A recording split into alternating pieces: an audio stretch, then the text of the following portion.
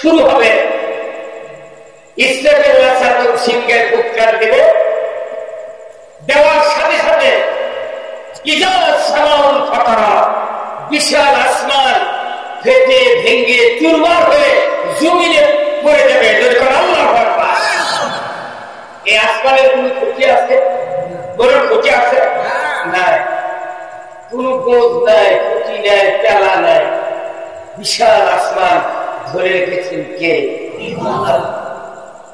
এই আসমান সিংহের ফুৎকার দেওয়ার সাথে সাথে ফেটে ফেটে খান খান হয়ে পড়ে যাবে। কার কথা? আল্লাহ। দ্বিতীয় দৃশ্য, ওয়াইজাল কাওয়াকিবুন তাসারাত, লক্ষ কোটি কোটি তারকারাজি আসমানে ঝুলন্ত রেখেছেন কে? এই তারকাগুলি সিংহায় ফুৎকার দেওয়ার সাথে সাথে জমিনের দিকে দরদর করে বলেটের মতো করতে থাকবে। একটা তারকা আকাশের সাথে থাকবে না, আসমান ভেঙে পড়বে, তারকা আসবে। এরপরে আল্লাহ বললেন, ওয়াইজাল বিহার ফুজ্জিরাত, তাম পৃথিবীতে যত নদী নালা সমুদ্র আছে, তাম নদী নালার তলদেশ পেটে দেয়া এমন ভাবে পানি দ্বারা তাম পৃথিবীতে উৎসাহ দেওয়া হবে। তাম পৃথিবীর 1 ভাগ মাটি 3 ভাগ পানি, এই 1 ভাগ মাটিকে 3 ভাগ পানি দেয়া ডাইলেশন করে তাম পৃথিবী সর্বতে পরিণত করা হবে। এতে চাইবে 3টা বিপদ, আসমান ভাঙবে, তারকা পড়বে, সমুদ্র তলদেশ পেটে দেয়া এই আবার কি করে পানি সুতার পাপ নেই, পুকুরের মধ্যে নামে দিলে এমনি বাড়ি ওঠে, ডুবন্ত মোটা। এইভাবে অটো মেশিনের মতো নদী নালার তলদেশ পেটে দিয়ে পানি দেয় পুরো পৃথিবী প্লাবিত করে দেওয়া। তাই কি ক্ষান্ত না? আল্লাহ বললেন, ইজাতুল জিলাতিল আরদু জিলজালাহা। চতুর্থ নাম্বার, আমি আল্লাহ তাম পৃথিবীকে এমন ভাবে ঝাঁকুনি দেব, এই ঝাঁকুনির চোটে তাম পৃথিবী পানি আর মাটি একাকার হয়ে যাবে। কেউ কোথাও দাঁড়ানোর জায়গা নাই। ভাইরা আমার, এই কিয়ামত আমাদের সামনে অপেক্ষা করছে। এই কিয়ামত হবে আশুরার দিনে, জুমার দিন হবে, সেই দিন মুহররম মাসের 10 তারিখে হবে। এই কিয়ামত হওয়ার পর আল্লাহ তাআলা তামাম মানুষগুলিকে দুনিয়া থেকে বিদায় করে দিবেন। দুনিয়া ধ্বংস হবে, গাছ গাছরা, বাড়ি ঘর, দালান কোঠা, পৃথিবীর কিচ্ছু নিশানা থাকবে না, সব একাকার ধ্বংস, কিচ্ছু নাই, সব সমান। 40 দিন পর্যন্ত এই পৃথিবীর উপরে তরল পদার্থ প্রবাহিত থাকবে। তাম পৃথিবী 40 দিন পর হাতে তালার মতো, ঘরের মেঝের মতো সমান হয়ে যাবে। কোথায় বাড়ি ঘর, কোথায় দালান কোঠা, কিছুই দেখা যাবে না। আমার আল্লাহ বলেছেন, দ্বিতীয়বার তখন সিংহায় ফুৎকার দেওয়া হবে। কবরের দরজাগুলি খুলে দেওয়া হবে। সিংহায় ফুৎকার দিলে যত মানুষ মারা গেছে আদম আলাইহিস শুরু করে কিয়ামত পর্যন্ত সমস্ত মানুষ যে যেখানে পড়েছিল ঝাঁকুনির চোটে তলানি করে গেছে নিচে। এরপরে দ্বিতীয়বার তখন ইসরাফিল সিংহায় ফুৎকার দিলে প্রত্যেকটা মানুষের বুকের উপর কবর থেকে কবরের বাতি কাটে যাবে। তখনই সমস্ত মানুষগুলি আমরা কবরের ভেতর দাঁড়ায় যাবো, কবর দাঁড়িয়ে যাবো। তখন কারো শরীরে কোনো পোশাক থাকবে না, কাপড় থাকবে না, কীর্তি থাকবে না, উলঙ্গ অবস্থায় উঠতে হবে। উলঙ্গ। ভাইরা আমার, আল্লাহ রাসূল বলেছেন এই কবর ফেটে যাওয়ার পর যখন মানুষগুলি আমরা কবরের ভেতরে দাঁড়িয়ে যাব, এর আগে এখনো মানুষকে কবর থেকে উঠানো হয় নাই। আল্লাহ তাআলা জিবরাইল আলাইহিস সালামকে বলবেন, জিবরাইল আমার হাবিবকে আমার নিকটে নিয়ে আসো, আমি পৃথিবীর যত মানুষ মারা গিয়েছে এই মানুষগুলিকে হাসরের ময়দানে হাজির করব। এই মানুষগুলাই কোথায়? আগে রাসূল হাজির করছে। আল্লাহর আদেশ পাওয়া মাত্রই হযরত জিবরাইল আলাইহিস সালাম দৌড়ে চলে যাবেন রাসূলের রওজার দিকে। তামাম পৃথিবী খুঁজতে খুঁজতে খুঁজতে রাসূলের রওজা আর দেখা পাবে না। আসসালামু আলাইকুম ওয়া রাহমাতুল্লাহি ওয়া বারাকাতুহু।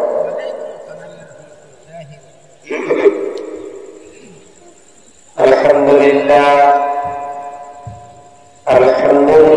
নাহমাদুহু ওয়া নাস্তাঈনুহু ওয়া নাস্তাগফিরুহু ওয়া নু'মিনু বিহি ওয়া নাতাওয়াক্কালু আলাইহি ওয়া না'উযু বিল্লাহি মিন শুরুরি আনফুসিনা ওয়া মিন সাইয়্যাতি আ'মালিনা। من يهده الله فلا مضل له ومن يضلله فلا هادي له ونشهد أن لا إله إلا الله وحده لا شريك له ونشهد أن سيدنا وحبيبنا ومولانا محمدا عبده ورسوله الذي أرسله بالحق بشيرا ونذيرا وداعيا إلى الله بإذنه وسراجا منيرا.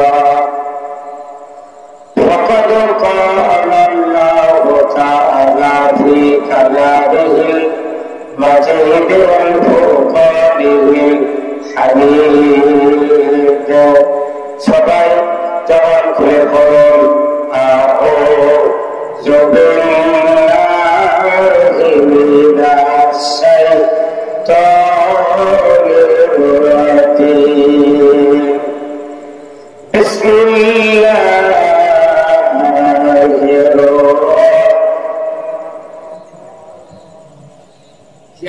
দোকান নাই রেখে আর ওই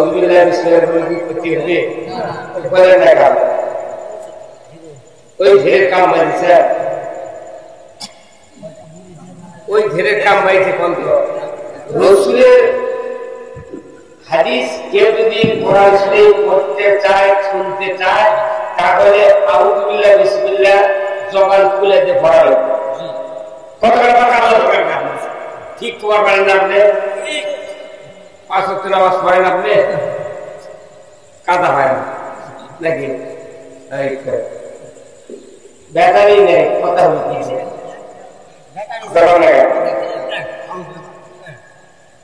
আল্লাহ রাব্বুল আলামিন তার কালামুল্লাহ শরীফে আউযু বিল্লাহ বিসমিল্লাহ নাযিল করেছেন। সুবহানাল্লাহ। এই কেউ যদি কোরআন শুনতে চায়, পড়তে চায়, তাহলে আউযু বিল্লাহ বিসমিল্লাহ আমাকে আপনাকে পড়তে হবে, কথা ঠিক কিনা? তাহলে সবাই তো জবান খুলে পড়েন আউযু বিল্লাহি মিনাশ শাইতানির রাজীম। বিসমিল্লাহির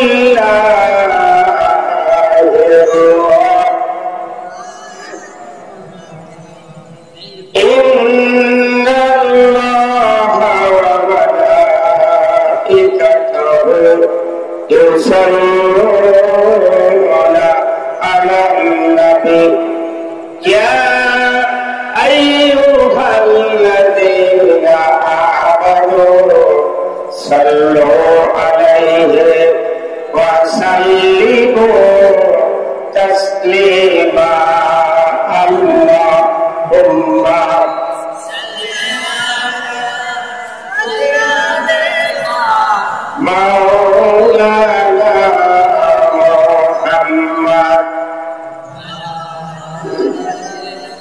সাইয়্যিদানা মোদের যেদিন ডাক পড়িবে কবর মাঝে শুইতে রং বেরঙের পোশাক খুলে সাদা কাফন পরাইবে আল্লাহুম্মা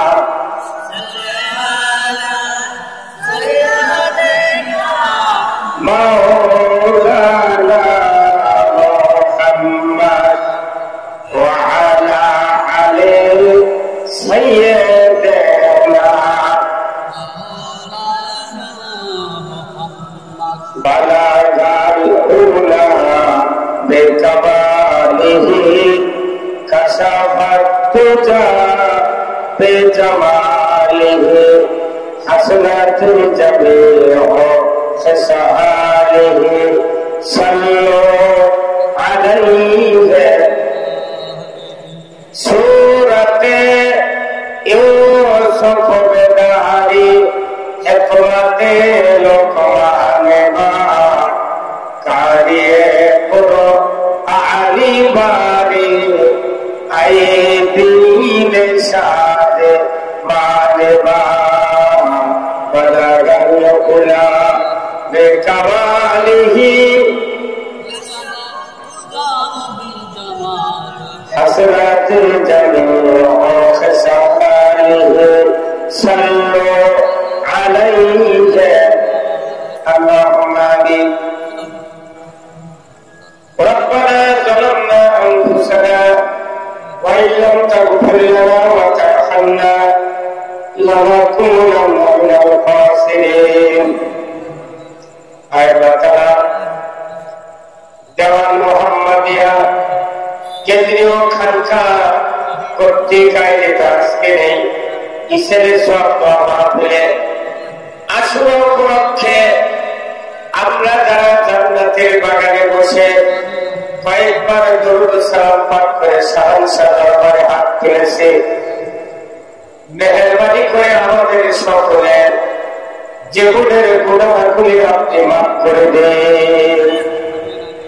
আল্লাহ তাআলা এই মাহফিলের যারা আয়োজন করেছেন, আমরা যারা শোনার জন্য দূর দারাজ থেকে এসেছি, আল্লাহ আমাদের ভিতরে যারা দরদের বাপ মাকে হারিয়েছি, কবরগুলিকে জান্নাতের বাগান বানায়া দেন রব্বুল আলামিন। আল্লাহ এই গ্রামের মাটির নিচে যত মুমিন মুমিনা চিরবিদায় দিয়ে শুয়ে আছেন, কত পুকুর পাড়ে, পাঁচঝাড়ের নিচে, আম গাছের নিচে, আগানি বাগানে, যে যেখানে ইমান নিয়ে শুয়ে আছে, আল্লাহ মেহেরবানি করে সকলের কবরগুলিকে জান্নাতের বাগান বানায়া দেন। আল্লাহ তাআলা 18 কোটি ইমানদারের দেশ বাংলাদেশ, এই দেশটাকে আপনি কোরআনের জন্য কবুল করে নিন। আল্লাহ তাআলা কি কথা বলবো জানি না, যে কথা বললে আপনার বান্দা বান্দীদের দুনিয়া এবং আখিরাতের কল্যাণ হবে, সেই কথাগুলি আমাকে বলার তৌফিক দেয়া রব্বুল আলামিন। পবিত্র মুহররম মাসের আশুরার তারিখ আল্লাহ, এই রাত্রিতে, এই দিনে আল্লাহ আপনি অনেকগুলি ঘটনা ঘটিয়েছেন। আল্লাহ এই আশুরার দিনে হযরত মূসা আলাইহিস সালামকে আপনি ফেরাউনের আক্রোশ থেকে নীল দরিয়া আপনি পার করে দিয়েছিলেন, নমরুদের আগুন থেকে ইব্রাহিম আলাইহিস সালামকে বাঁচিয়ে দিলেন।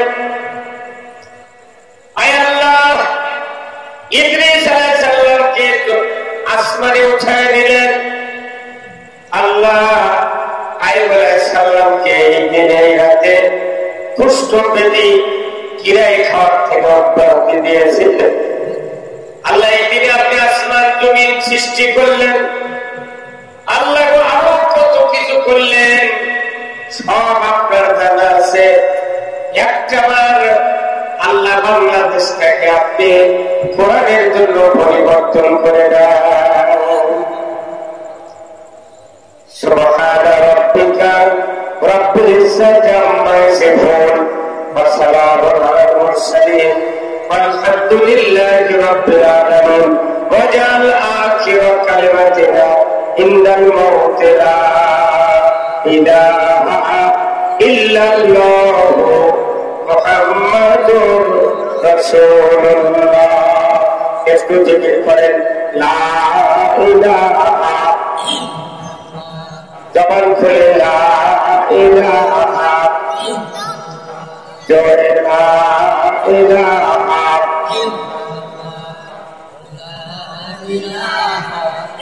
এই ভাই, এই যে হ্যালো, আপনি কালবার দিকে করেন না।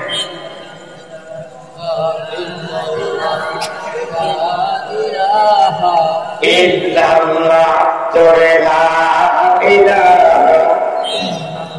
দেখো মওলা কি খেলা, ডঙ্কা বাজে কারবালা, শহীদ হইলেন ইমাম হোসেন, তবু সারে না ইল্লাল্লাহ লা ইলাহা।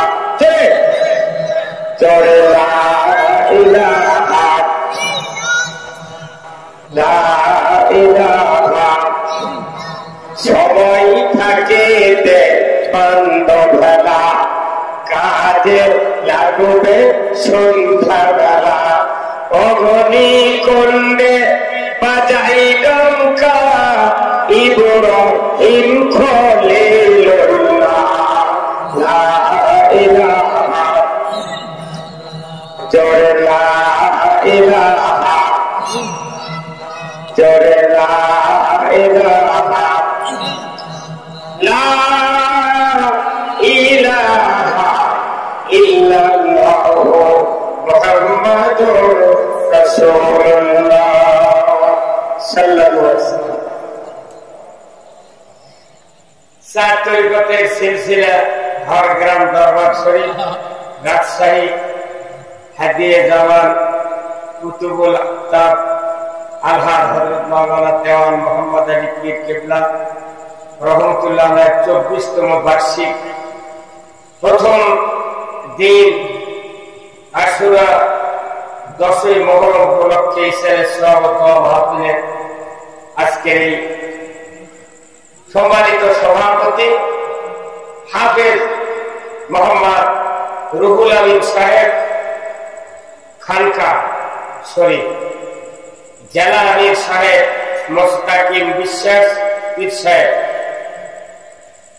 আজকে মাহফিলের প্রধান অতিথি জনাব মোহাম্মদ মুকসেদ আলী মাস্টার, সাবেক অধ্যক্ষ আক্কেলপুর মুজিবুর রহমান ডিগ্রি কলেজ ও সভাপতি উপজেলা আওয়ামী লীগ আক্কেলপুর। আল্লাহ ভাইদারকে ওভারের মতো যোগ্যতা দিয়ে করেন আমিন। বিশেষ অতিথিবৃন্দ জনাব আলহাজ আহসান কবির, এ ব্লক চেয়ারম্যান জনাব মোহাম্মদ নাজিম উদ্দিন নাদিম, সাবেক চেয়ারম্যান আক্কেলপুর উপজেলা পরিষদ, জনাব মোহাম্মদ বেলাল হোসেন, বিশিষ্ট ব্যবসায়ী ও আওয়ামী লীগ নেতা, হাওয়ালগাড়ি আক্কেলপুর, জনাব মোহাম্মদ গোলাম মুর্তজা খুরশেদ, 8 নম্বর ওয়ার্ড পশ্চিম হাওয়ালগাড়ি, জনাব মোহাম্মদ আবু বকর সিদ্দিক, সাবেক সদস্য 8 নম্বর ওয়ার্ড হাওয়ালগাড়ি। আজকে মাহফিলের সম্মানিত মেহমানবৃন্দ, সকলকে আল্লাহ কবুল করুক বলুন আমিন। আজকে মাহফিলের এই আহ্বায়ক হাফেজ হযরত মাওলানা মোহাম্মদ আবু সাইদ, 26 নম্বর কেন্দ্রীয় খানকা শরীফ, পশ্চিম হাওয়ালগাড়ি, মিরপাড়া, সোনামুখী আক্কেলপুর, জয়পুরহাট। আল্লাহ এই ভাইকে দ্বীনের জন্য কবুল করুন বলুন আমিন। ভাই আপনারা এই কলেজের সামনে আসুন, এই সামনে আসুন।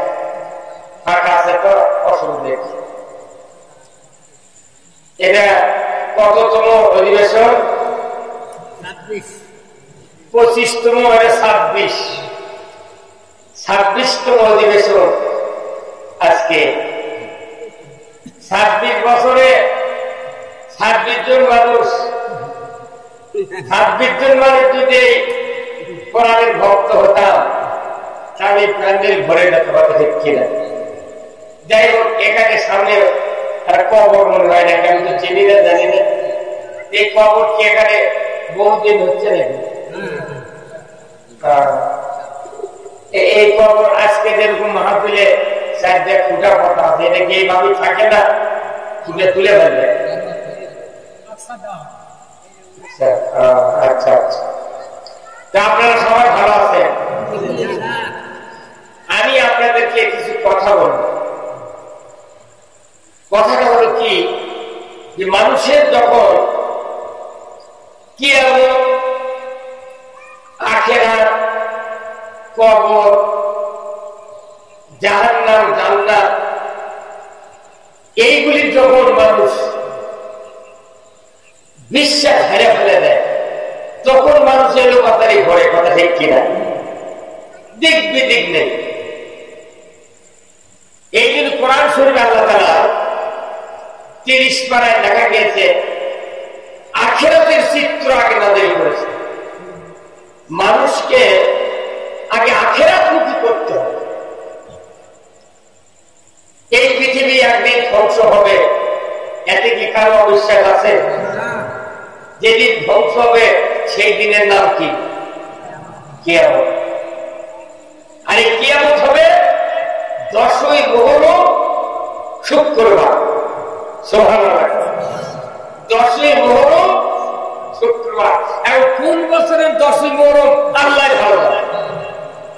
এই বাংলাদেশে 1900 কিংবা 2005 সালে একটা মিনি কিয়ামতের খবর আছে। তো ওই দিন দেখা গেল যে তাই জীবনে নামাজ পড়েনি, ওযু করেনি, তাই সকাল সকাল মসজিদে বসে আছে।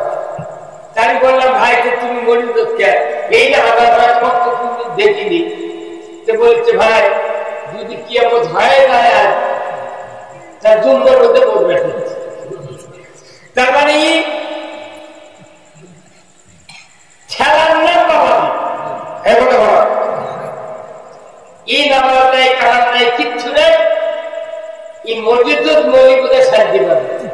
আরে মক্কাত মরিচ্ছে কত কাফের ইহুদি নাসারা, তো মক্কার মাটি হচ্ছে, মদিনার মাটি হচ্ছে, কত কাফের ইহুদি নাসারা, তারপরে কেলা মাফ করছে। এই বাংলাদেশ থেকে কিছু হাজি আছে মক্কা মদিনার থেকে হজ করে, কেউ কেউ মক্কা মদিনার মাটি নিয়ে আসে, নিয়ে এসে করছে, আমি মক্কা মদিনার মাটি এনেছি, কবর দাও, তাহলে কবরে আদাব মাফ হবে। যে সামান্য মাটি ওই থেকে এনে এই দেশের কবর দিলে কি লাভ? আর মক্কা মাটির মধ্যে কাফের সাথে ভগবান আগুন দিয়ে পুড়ছে, মাটির কোন শক্তি নাই, একমাত্র শক্তিকার আল্লাহ। আল্লাহ করে বলছেন কি, ইদা সামাউন ফাতারাত ওয়া ইদাল কাওয়াকিবুন তাসারাত ওয়া ইদাল বিহারু ফুজ্জিরাত ওয়া ইদাল কুবুরু বুসিরাত। সূরা ইনফিতার আল্লাহ বলছেন, যখন কিয়ামত শুরু হবে, ইসরাফিল সিংহের উৎকার দেবে, দেওয়ার সাথে সাথে বিশাল আসমান ফেটে ভেঙে চুরমার হয়ে জমিনে পড়ে যাবে। আল্লাহু আকবার। এই আসমানের কোন ক্ষতি আছে? বড় ক্ষতি আছে? নাই, কোন গোজ নাই, ক্ষতি নাই, পেলা নাই। বিশাল আসমান ধরে রেখেছেন কে? এই আসমান সিংহের উৎকার দেওয়ার সাথে সাথে ফেটে ফেটে খানখান হয়ে পড়ে যাবে। কার কথা? আল্লাহ। দ্বিতীয় দৃশ্য, ওয়াইদাল কাওয়াকিবুন তাসারাত, লক্ষ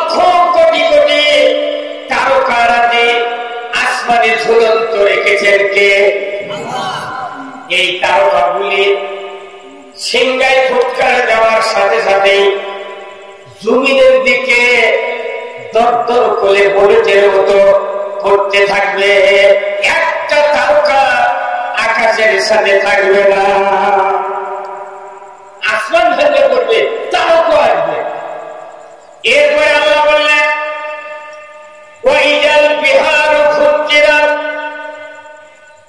তাম পৃথিবীতে যত নদী নালা সমুদ্র আছে তাম নদী নালার তলদেশ পেতে দেয়া এমন ভাবে পানি দ্বারা তাম পৃথিবীতে উৎসাহ দেওয়া হবে। তাম পৃথিবীর 1 ভাগ মাটি 3 ভাগ পানি, এই 1 ভাগ মাটিকে 3 ভাগ পানি দেয়া ডাইলেশন করে তাম পৃথিবী শরবতে পরিণত করা হবে। এতে টাইমে 3টা বিপদ, আসমান ভাঙবে, তারকা পড়বে, সমুদ্র তলদেশ পেটে দেয়া এই নামাজ কি করে পানি সুদার পাপ নেই, পুকুরের মধ্যে নামে দিলে এমনি বাড়ি ওঠে একটু বলতো মোটা। এইভাবে অটো মেশিনের মতো নদী নালার তলদেশ পেটে দিয়ে পানি দেয় পুরো পৃথিবী প্লাবিত করে দেওয়া। তাই কি ক্ষান্ত না?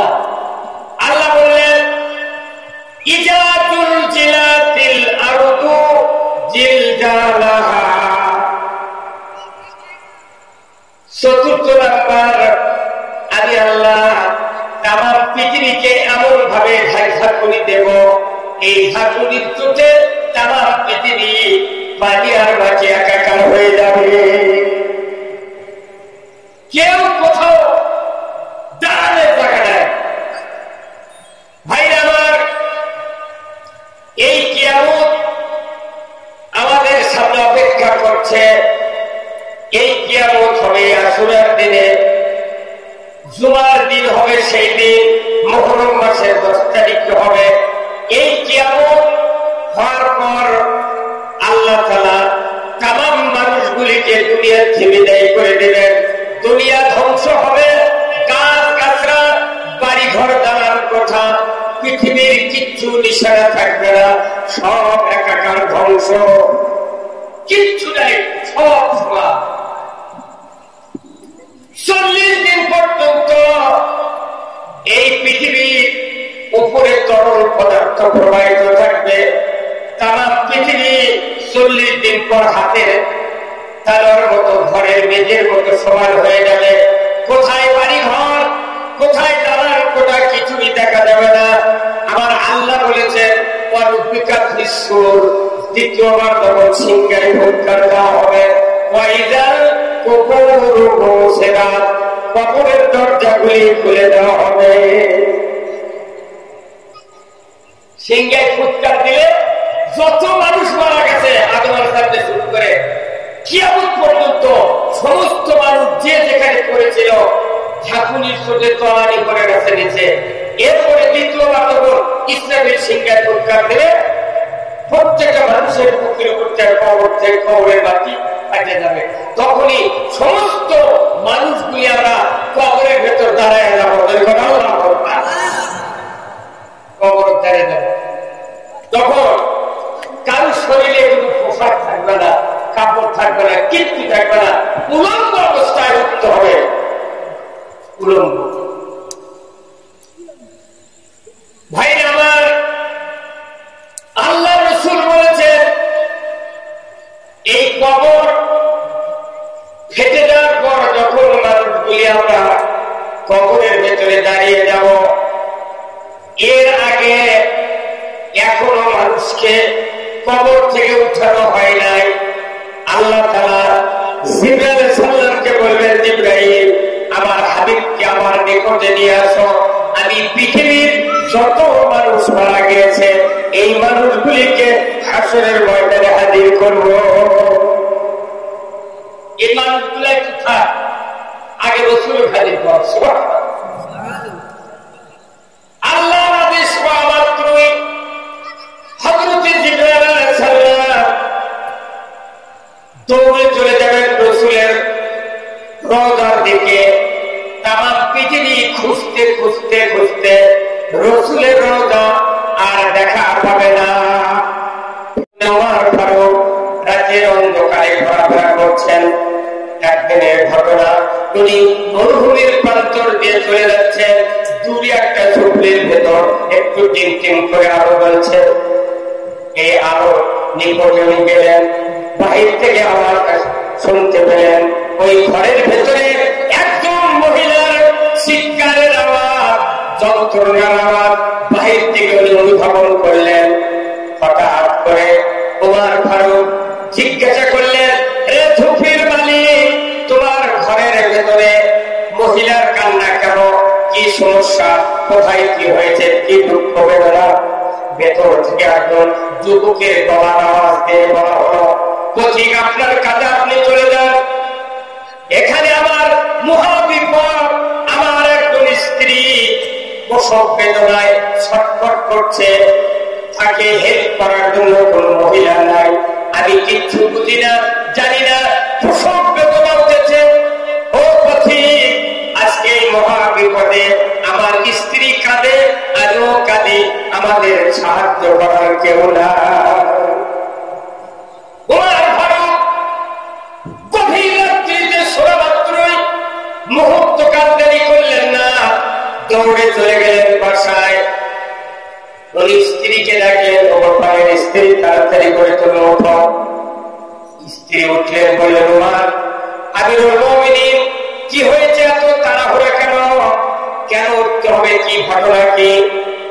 ওমর ফারুক বললেন, আজকে যদি তুমি জান্নাত কিনতে চাও, আমার সাথে তুমি রাস্তা ধরে মরুভূমির ভেতরে যাও। পরিকন্যা সুবহানাল্লাহ। তুমি জান্নাত কিনো, আমার সাথে রাস্তা ধরো। ভাই আমার, ওনার স্ত্রী বললেন, ঘটনা কি? জান্নাত যদি কিনতে হয়, আপনি কেন কিনলেন না? আমাকে কেন কিনতে বলছেন? ওমর ফারুক বললেন, আমার স্ত্রী যে জান্নাত বিক্রয় হবে আজকে, ওই জান্নাত পুরুষের জন্য নয়, ওই জান্নাত মহিলাদের জন্য। ওমর ফারুক তার স্ত্রীকে বললেন, মরুভূমির ভেতরে, ঝুপড়ির ভেতরে একজন প্রসূতি মা সন্তান প্রসবের জন্য যন্ত্রণায় ছটফট করছে, তাকে হেল্প করার মতো কেউ নাই। তুমি যদি গিয়া ওই প্রসব বেদনার সময় সহযোগিতা করে সন্তান ডেলিভারি করায় দিতে পারো, তাহলে আল্লাহ তাআলা তোমাকে জান্নাত দিয়ে দেবে। পরিকন্যা সুবহানাল্লাহ।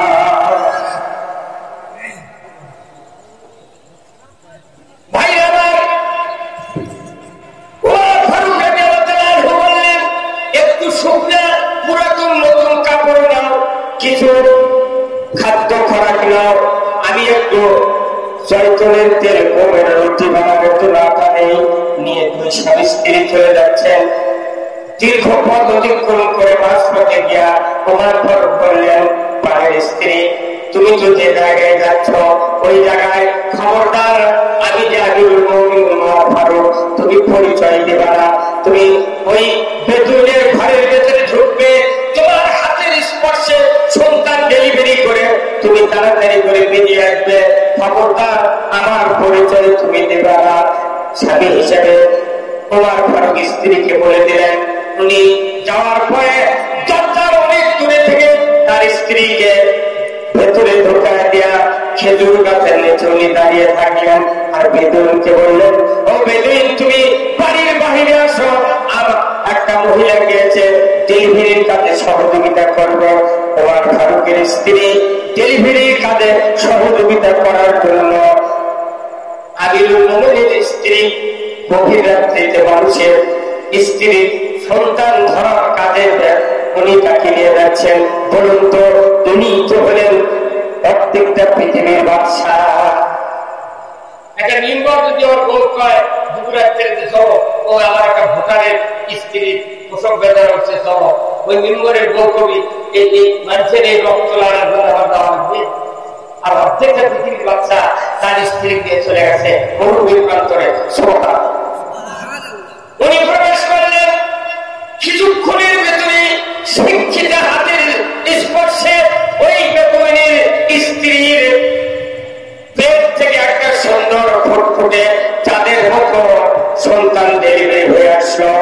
এরপরে তোমার ফারুকের স্ত্রী ওই যে আগে নিষেধ করেছিল, খবরদার আমার পরিচয় তুমি দিবে না, স্ত্রী এইবার ওই কথা ভুলে গিয়ে আবেগের চোটে বলে ফেলে দিলেন, তুমি খলিফাকে সংবাদ দাও তোমার স্ত্রীর গর্ভ থেকে একটা পুত্র সন্তান ডেলিভারি করেছে। বলুন সুবহানাল্লাহ। এই বেদুইন চিন্তা করে সর্বনাশ, খলিফাকে সংবাদ দাও। তাহলে এই দেশের খলিফা তো আমিরুল মুমিনিন ছাড়া কেউ নয়।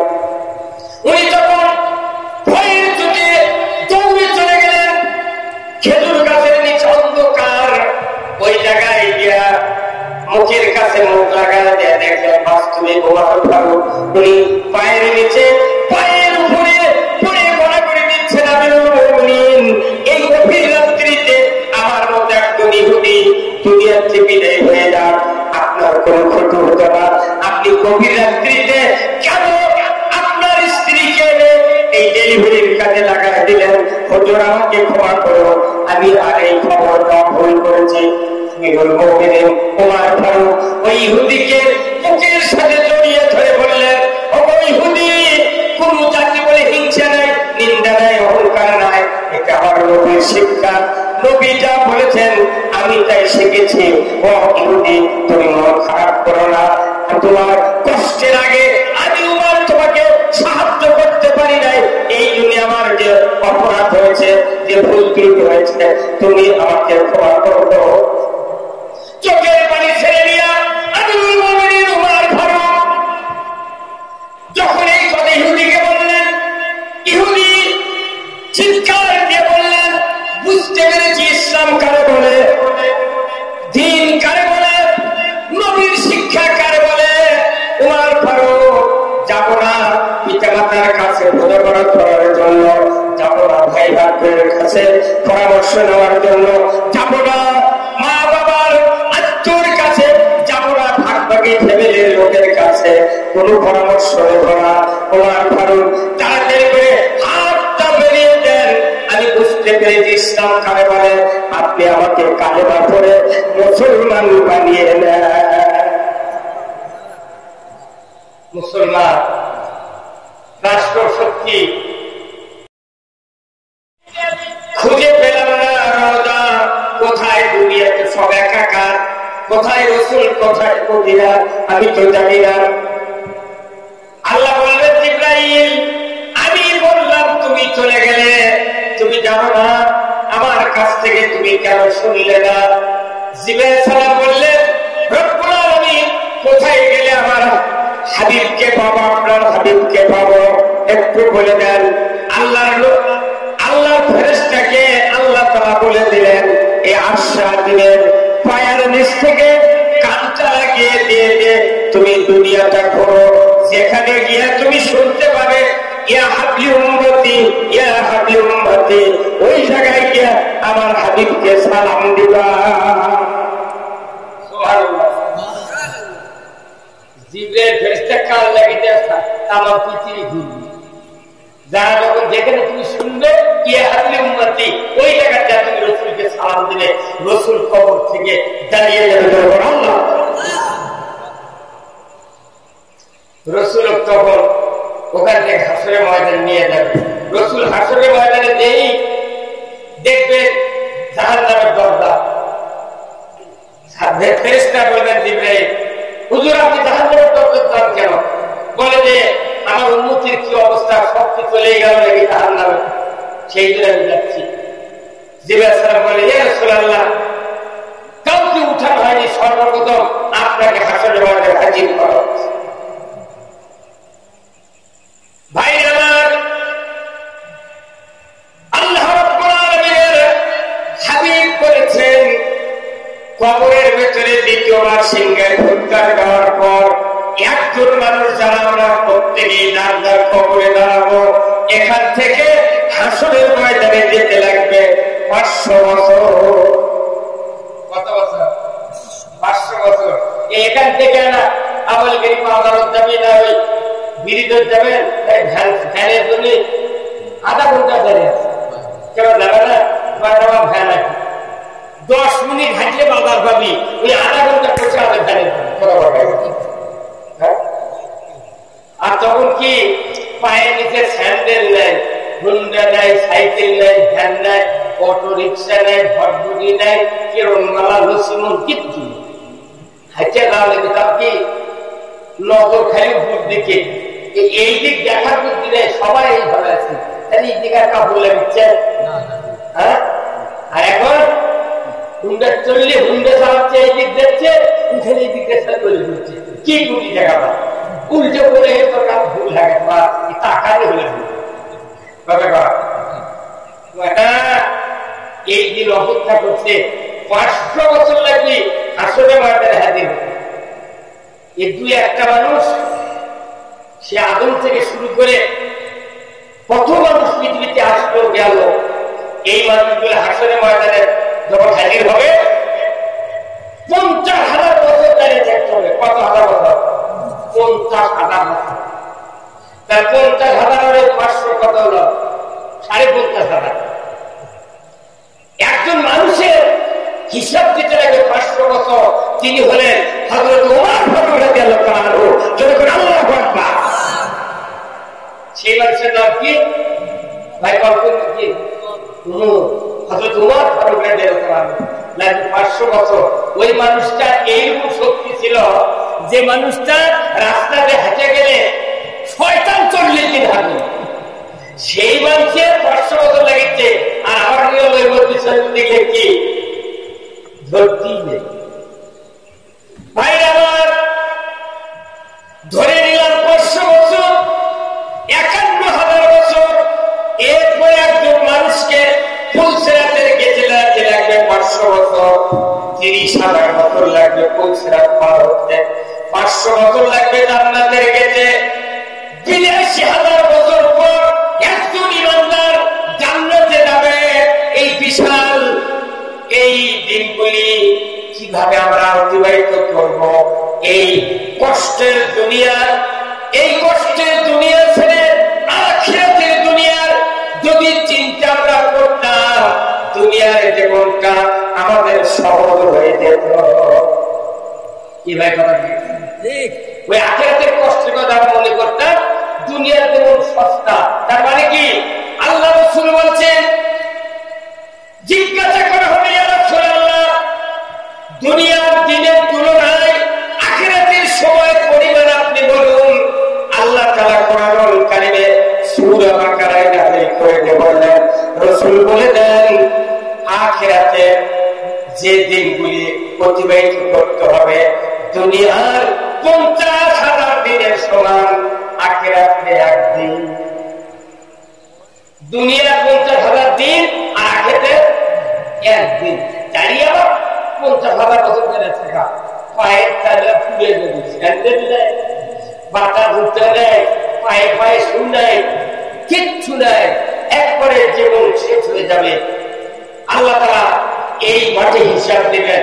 এখন কিসের হিসাব নেবেন? এই কিসের হিসাব নেবেন? 1 নম্বর হিসাব নেবেন, বান্দা তোমার নামাজের খবর কি? বলুন তো, নামাজ ফরজ করেছেন কে? আল্লাহ।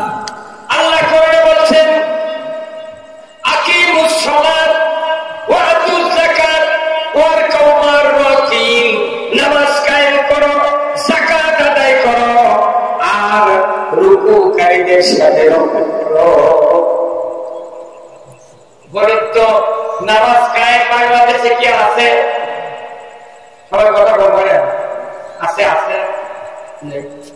এই যে সভা সমিতি, বক্তৃতা, তারপরে দেখা যায় বক্তার বেটা জানে না, তাই না? মসজিদের ইমামের বেটা ডবল বানাবাদ, মোতালির বেটা রিডবল বানাবাদ, হাজির বেটা উজবি যাও।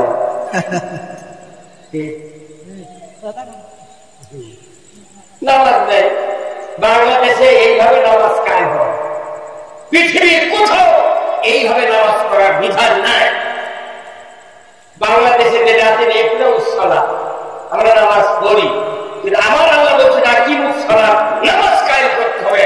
নামাজ কায়েম করবে কে? কোরআনকে জিজ্ঞাসা করতে হবে। কোরআন বলছে কি? সূরা আল-হজ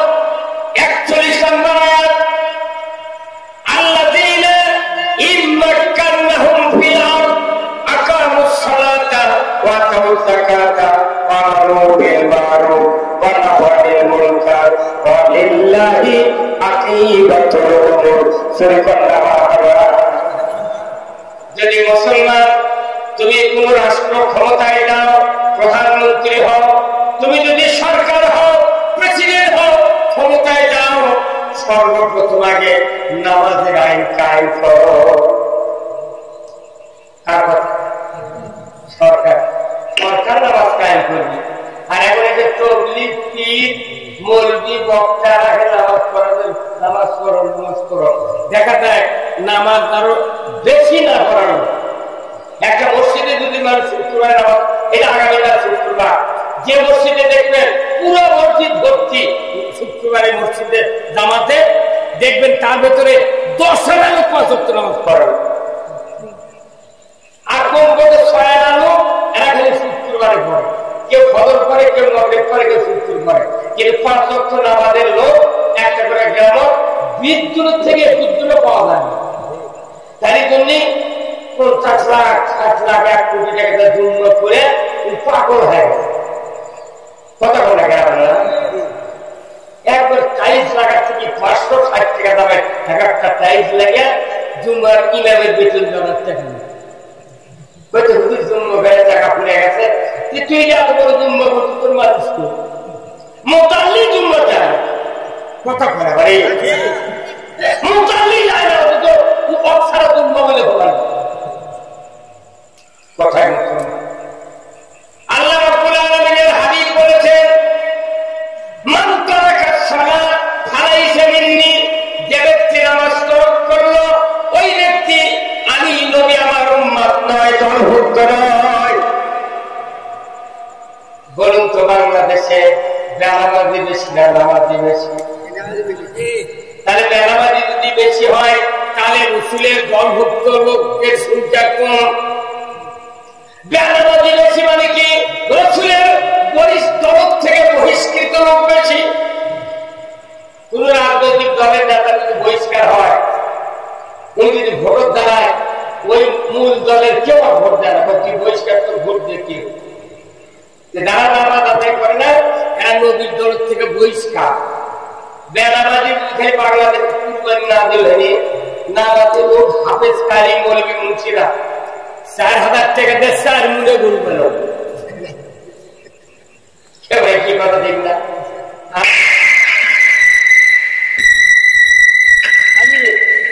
খালি এই খালি মনে করে আমরা খালি নামের আগে মোহাম্মদ আছে এইটুকু টিকে দিচ্ছি, খালি মোহাম্মদ। আব্দুল সাত্তার, লোকমান, কি জহিরুদ্দিন, মোহাম্মদ আব্দুল সাত্তার নাম শুনলে মনে কি রে শিখবে, কিন্তু মসজিদে ঢুকলে পাওয়া যায়। তাহলে নামাজ কায়েম করে না কার বিধান? আল্লাহর বিধান। বাংলাদেশে নামাজই নেই। বাংলাদেশে খালি 2টা কাজ আছে, বলবেন কয়টা? একটা হলো রোজার মধ্যে খালি একসাথে ইফতার, এই ইফতারটা খালি একসাথে আছে। আর 7 বছরের যখন বয়স হয় তখন ওই বেটা খাতনা দেয় না, খাতনা, এই খাতনা আর ইফতার চালু আছে বাংলাদেশে, তাছাড়া কিছু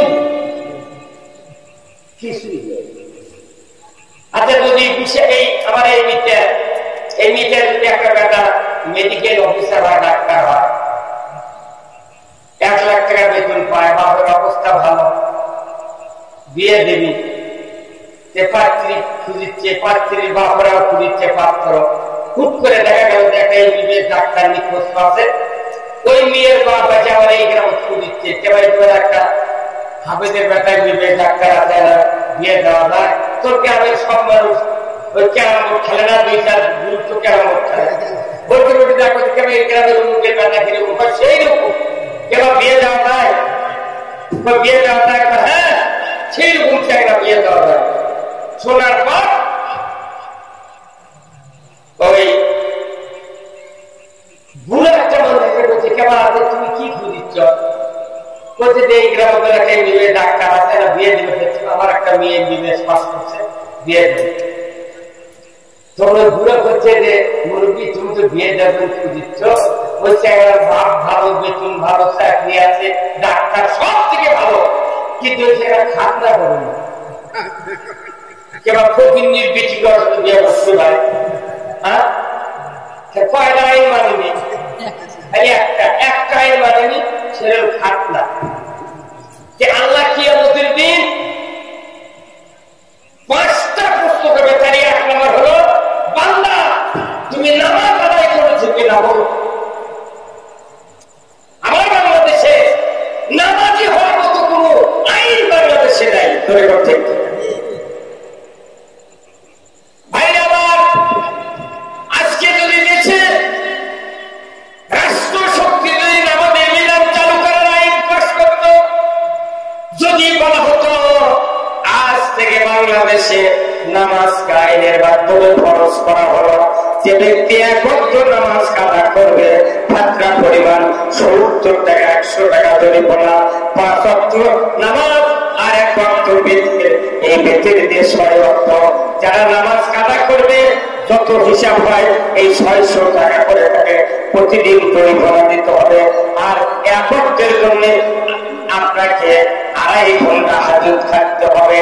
এমন আইন যদি সরকার কর্তৃক আসতো, মুয়াজ্জিন সাহেব, ইমাম সাহেব, আপনাদেরকে দায়িত্ব দেওয়া হলো, যারা নামাজ কাদা করবে তাদের তালিকা আগামীকাল আক্কেলপুর থানায় দিয়ে দেওয়া।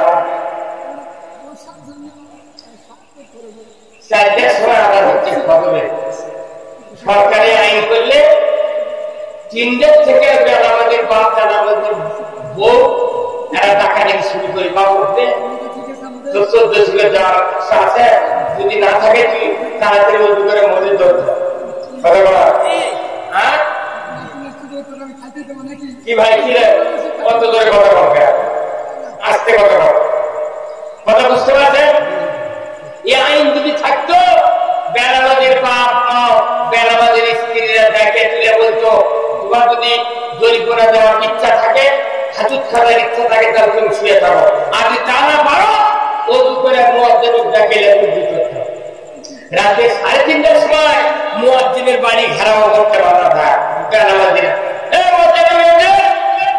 মুয়াজ্জিন বলতো, কি ব্যাপার এত বললাম কেন? বলে মসজিদ যাবেন না? এখন তো রাত 3:30 মানে এত আগে হয়ে যায়, ও চলেন যা বসে থাকবো। কারণ কেউ মুয়াজ্জিন আর এমন দায়িত্ব দিয়েছে বেনামাজির তালিকা ছাড়া দেওয়া হয়েছে। ঘর বসে থাকবে, আইন নেই, নামাজে ইচ্ছা মতো। সুদ হারাম কে করেছেন? আমাদের দেশে সুদ আছে না নেই? এমন কোন গ্রাম নেই যে 15.5 মানুষ কিস্তির সাথে জড়িত নেই। শাক ভাতে খাবো না,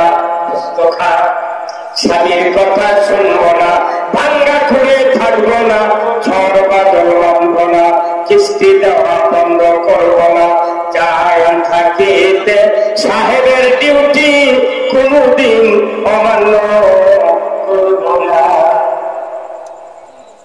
কিস্তির খেলায় বাংলাদেশ ডুবে যাচ্ছে। তাও কি পুরুষও কেন টাকা দেয় না? টাকা দেয় না, আমরা কি দেয় কিস্তি? হ্যাঁ, সারা বাংলাদেশ এত কিস্তি আর কিস্তি। তাহলে সুদ আছে, বেনামাজি আছে, ঘুষ আছে, অন্যায় আছে, চুরি আছে, জেনা ব্যভিচার সব আছে, কিন্তু দেখা যায় বক্তৃত আছে, স্বভাব আছে, জেকেরও আছে, কিন্তু বলে ঠিক কিনা? তাহলে এইগুলির অবসান হওয়া দরকার আছে না? এইগুলি বন্ধ হোক। আপনারা কি চান? কারা কারা তাদের কিন্তু হাত তুলে দেখান, কারা কারা তারা এইগুলি বন্ধ? কথা বুঝা পারেন না আপনি? এগুলো বন্ধ হোক, কারা তাদের হাত তুলে মানে আল্লাহ দেখুন।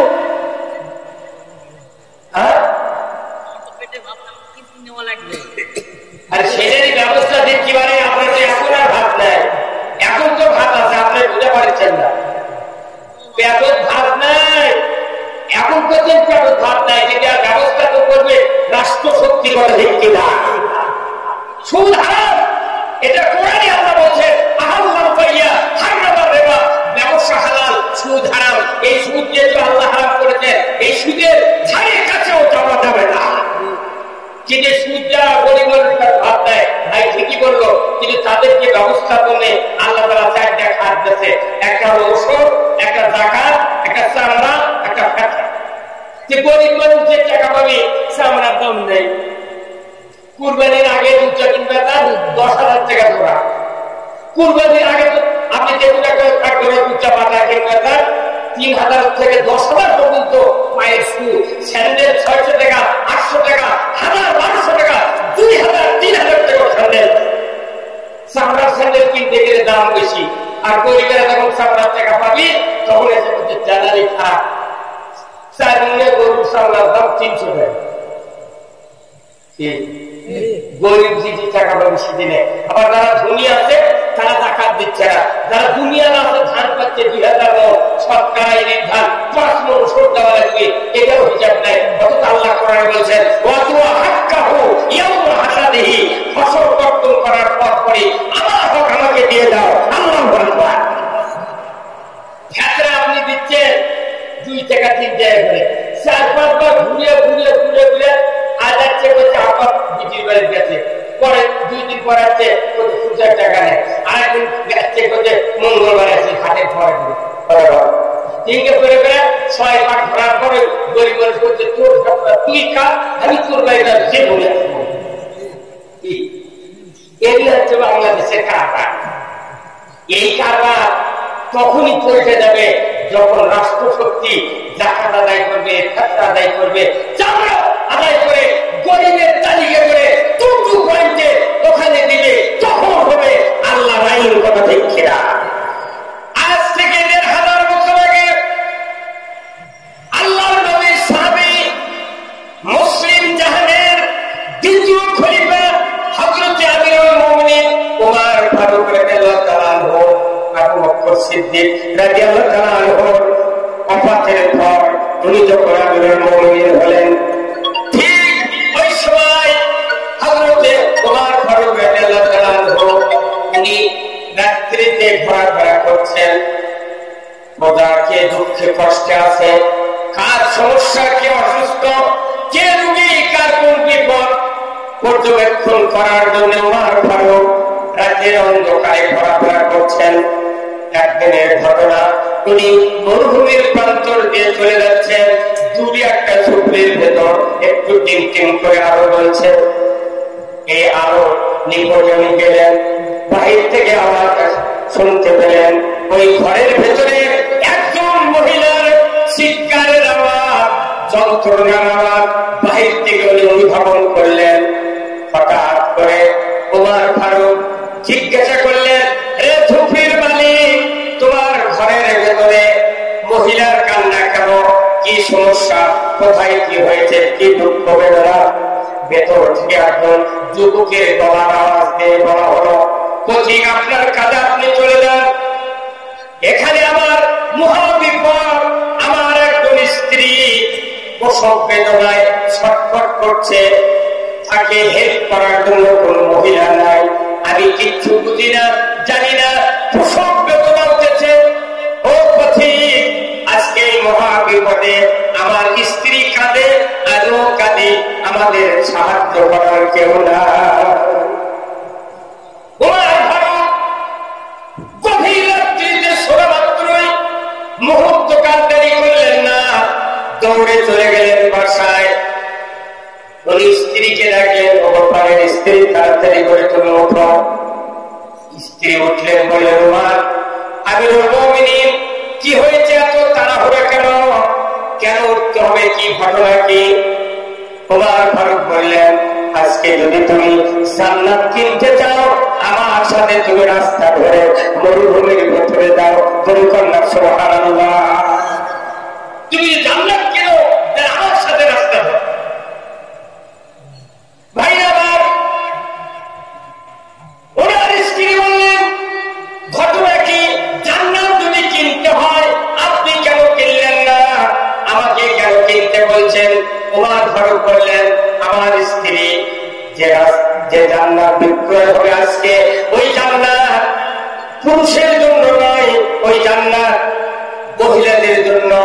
ওমর ফারুক তার স্ত্রীকে বললেন, মরুভূমির ভেতরে, ঝুপড়ির ভেতরে একজন প্রসূতি মা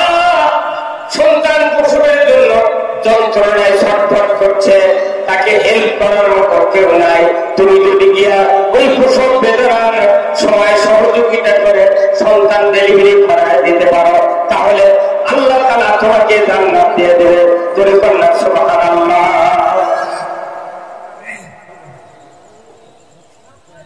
ভাই আমার, ওমর ফারুক রাদিয়াল্লাহু তাআলা বললেন, একটু শুকনা পুরাতন নতুন কাপড় নাও, কিছু খাদ্য খোরাক নাও, আমি একটু জয়তুনের তেল গমের রুটি বানানোর জন্য আটা নেই। নিয়ে দুই স্বামী স্ত্রী চলে যাচ্ছেন। দীর্ঘ পথ অতিক্রম করে বাস করতে গিয়া ওমর ফারুক বললেন, পারের স্ত্রী, তুমি তো যে জায়গায় যাচ্ছ ওই জায়গায় খবরদার আমি যে আমিরুল মুমিনিন ওমর ফারুক, তুমি পরিচয় দেবে না। তুমি ওই বেতুনের ঘরের ভেতরে ঢুকবে, তোমার হাতের স্পর্শে সন্তান ডেলিভারি করে তুমি তাড়াতাড়ি করে বেরিয়ে আসবে। খবরদার আমার পরিচয় তুমি দেবে না। স্বামী হিসেবে ওমর ফারুক স্ত্রীকে বলে দিলেন। উনি যাওয়ার পরে দরজার অনেক দূরে থেকে তার স্ত্রীকে ভেতরে ঢোকায় দিয়া খেজুর গাছের নিচে উনি দাঁড়িয়ে থাকলেন। আর বেদুইনকে বললেন, ও বেদুইন, তুমি বাড়ির বাহিরে আসো, আর একটা মহিলা গিয়েছে ডেলিভারির কাজে সহযোগিতা করবে। ওমর ফারুকের স্ত্রী ডেলিভারির কাজে সহযোগিতা করার জন্য আমিরুল মুমিনিন স্ত্রী গভীর রাত্রিতে মানুষের স্ত্রী সন্তান ধরার কাজে উনি তাকে নিয়ে যাচ্ছেন। বলুন তো, উনি তো হলেন প্রত্যেকটা পৃথিবীর বাদশাহ। একটা মিম্বর যদি আমার বউ কয় দুপুর রাত্রিতে সহ, ও আমার একটা ভোটারের স্ত্রী প্রসব বেদনা হচ্ছে সহ, ওই মিম্বরের বউ কবি এই মানুষের এই রক্ত লাগার জন্য আমার দেওয়া হবে। আর প্রত্যেকটা পৃথিবীর বাদশাহ তার স্ত্রীকে চলে গেছে মরুভূমির প্রান্তরে। উনি প্রবেশ করলেন, কিছুক্ষণের ভেতরে শিক্ষিত হাতের স্পর্শে ওই বেদুইনের স্ত্রীর পেট থেকে একটা সুন্দর ফুটফুটে চাঁদের মতো সন্তান ডেলিভারি হয়ে আসলো। এরপরে ওমর ফারুকের স্ত্রী ওই যে আগে নিষেধ করেছিল, খবরদার আমার পরিচয় তুমি দিবে না, স্ত্রী এইবার ওই কথা ভুলে গিয়া আবেগের চোটে বলে ফেলে দিলেন, তুমি খলিফাকে সংবাদ দাও, তোমার স্ত্রীর গর্ভ থেকে একটা পুত্র সন্তান ডেলিভারি করেছে। সুবহানাল্লাহ। এই বেদুইন চিন্তা করে সর্বনাশ, খলিফাকে সংবাদ দাও, তাহলে এই দেশের খলিফা তো আমিরুল মুমিনিন ওমর ছাড়া কেউ নয়। উনি তখন ভয়ের চোটে দৌড়ে চলে গেলেন খেজুর গাছের নিচে অন্ধকার ওই জায়গায় গিয়া মুখের কাছে মুখ লাগা দিয়ে দেখলেন বাস্তবে ওমর ফারুক উনি পায়ের নিচে পায়ের উপরে পড়ে গড়া করে দিচ্ছেন আমিরুল মুমিনিন। এই গভীর রাত্রিতে আমার মতো একজন ইহুদি দুনিয়া থেকে বিদায় হয়ে যান, আপনার কোনো ক্ষতি হতো না। আপনি গভীর রাত্রিতে কেন আপনার স্ত্রীকে এই ডেলিভারির কাজে লাগাই দিলেন? হুজুর আমাকে ক্ষমা করুন, আমি আর এই খবরটা ভুল করেছি। আমিরুল মুমিনিন ওমর ফারুক ওই ইহুদিকে বুকের সাথে জড়িয়ে ধরে বললেন, ও ইহুদি, কোন জাতি বলে হিংসা নাই, নিন্দা নাই, অহংকার নাই, এটা আমার নবীর শিক্ষা। নবী যা বলেছেন আমি তাই শিখেছি। ও ইহুদি, তুমি মন খারাপ করো না, তোমার কষ্টের আগে আমি ওমর তোমাকে সাহায্য করতে পারি নাই। এই দুনিয়া আমার যে অপরাধ হয়েছে, যে ভুল ত্রুটি হয়েছে, তুমি আমাকে ক্ষমা করো। চোখের পানি ছেড়ে নিয়া আমিরুল মুমিনিন ওমর ফারুক যখন এই কথা ইহুদিকে বললেন, ইহুদি চিৎকার দিয়ে বললেন, বুঝতে পেরেছি ইসলাম কারে বলে, দিন কারে বলে, নবীর শিক্ষা কারে বলে। ওমর ফারুক, যাব না পিতা মাতার কাছে বোঝাপড়া করার জন্য, যাব না ভাই ভাইয়ের কাছে পরামর্শ নেওয়ার জন্য, যাব না মা বাবার আত্মীয়র কাছে, যাব না ভাগ ভাগে ফ্যামিলির লোকের কাছে, কোনো পরামর্শ নেব না। ওমর ফারুক তাড়াতাড়ি করে হাতটা বেরিয়ে দেন, আমি বুঝতে পেরেছি ইসলাম কারে বলে, আপনি আমাকে কালেমা পড়ে মুসলমান বানিয়ে নেন। মুসলমান রাষ্ট্র শক্তি কোরআনের পক্ষে আসলে সব করতে রাজি, কিন্তু ইসলাম মানতে নারাজি। Islam is the complete code of life. এই ইসলাম 1000 বছর আগে আল্লাহ তাআলা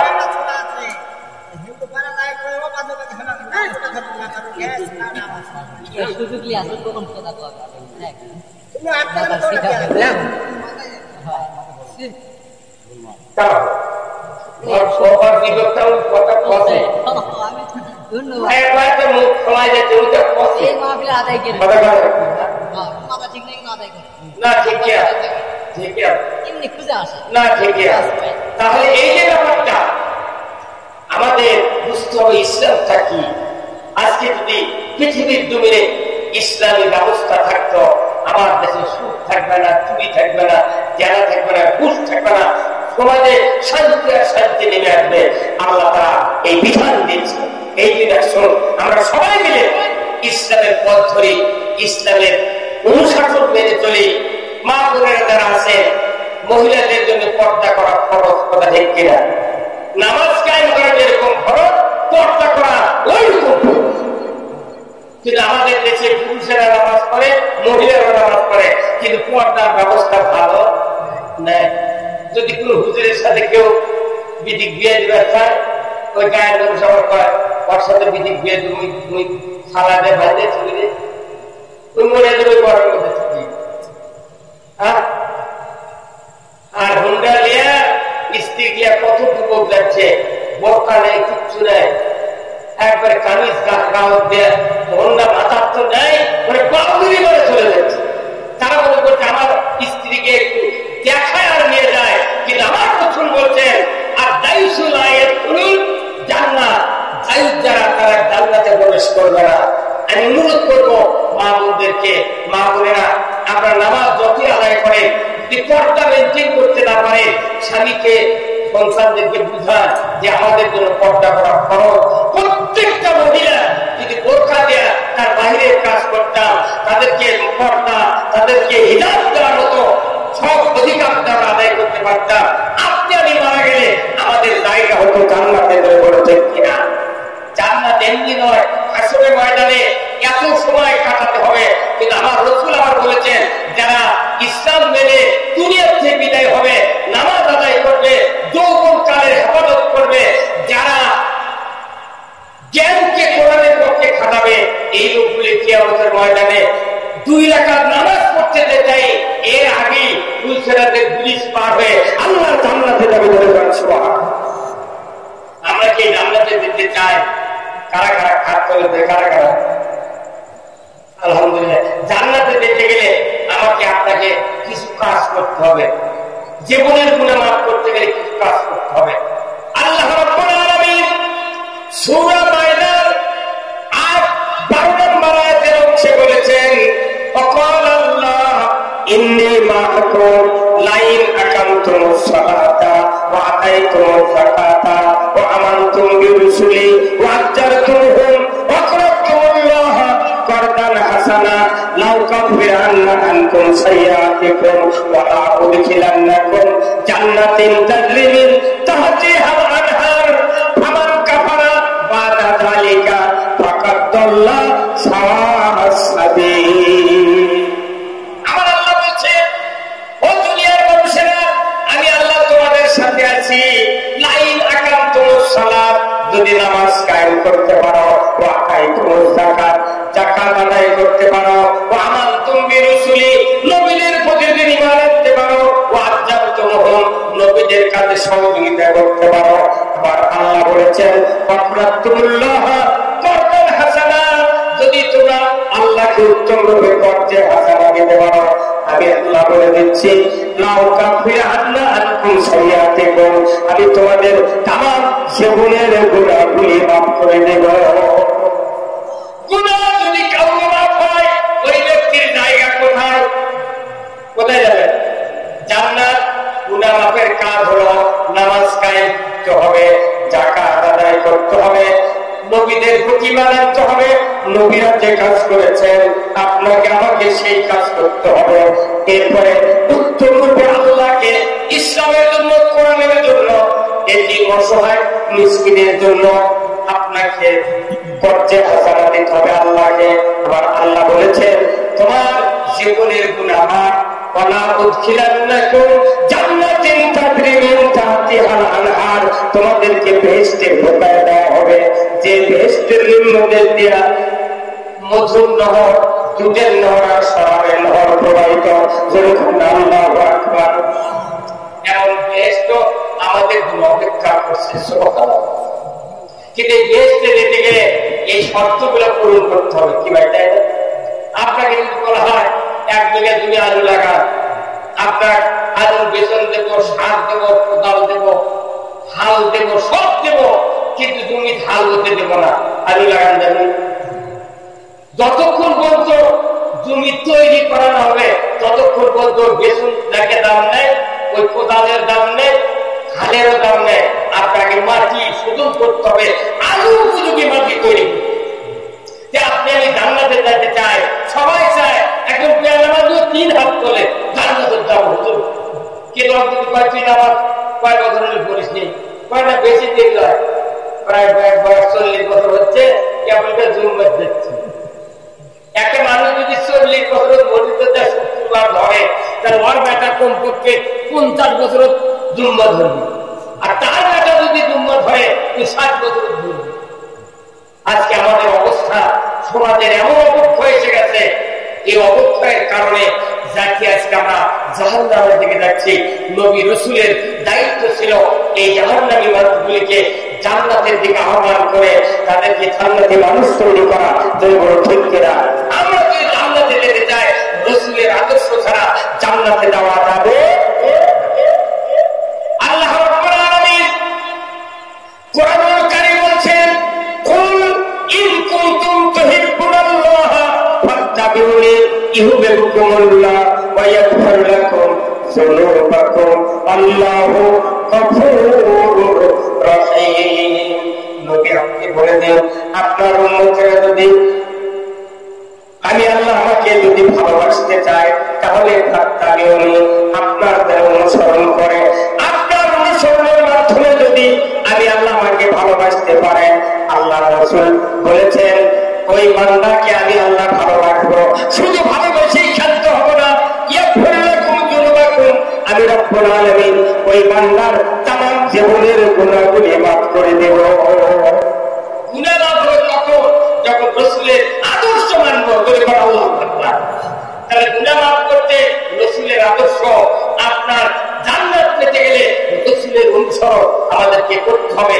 এই জন্য কোরআন ছাড়া, রাসূলের আদর্শ ছাড়া জান্নাতে যাওয়ার উপায় নাই। একটু জিকির করেন সুবহানাল্লাহ আলহামদুলিল্লাহ লা ইলাহা সুবহানাল্লাহ। তিনি পরশুরামের সাথে যুদ্ধ করে মহাস্থানে কালিমার পতাকা বিজয় করেছেন, কথা দেখি না? তাকে এখন ওখানে তাকে গাঁজা খায়, আবার খিচড়ি খায়, জিলাপি খায়, অথচ উনি যে কালিমার দাওয়াত দিতে এসে পরশুরামের সাথে যুদ্ধ করলেন এটার প্রচার করে না। খালি ওখানে আল্লাহর ওলি শুয়ে আছে, এখন তুমি খালি গাঁজা খাও, জিলাপি খাও, কোলাপাত করো, মিয়া মরদের সেজদা করো, তাহলে বোধ সব মাথায় নিল। তারা পরশুরামের সাথে যুদ্ধ করেছে। সিলেটে তার শাহজালাল রহমতুল্লাহ আলাইহ, উনি গৌর গোবিন্দের এই রাজপ্রাসাদ তছনছ করে দিয়ে সিলেটের জমিনে কালিমার পতাকা উড্ডীন করেছে। বুরহানুদ্দিন নামে আল্লাহর এক বান্দা, তার সন্তান হয় না, অনেক বয়স, এই আল্লাহর কাছে মানত করলে, আল্লাহ তুমি যদি আমাকে একটা পুত্র সন্তান দাও, আমি আল্লাহ আপনার ওয়াস্তে একটা গরু কুরবানি দেবো। আল্লাহ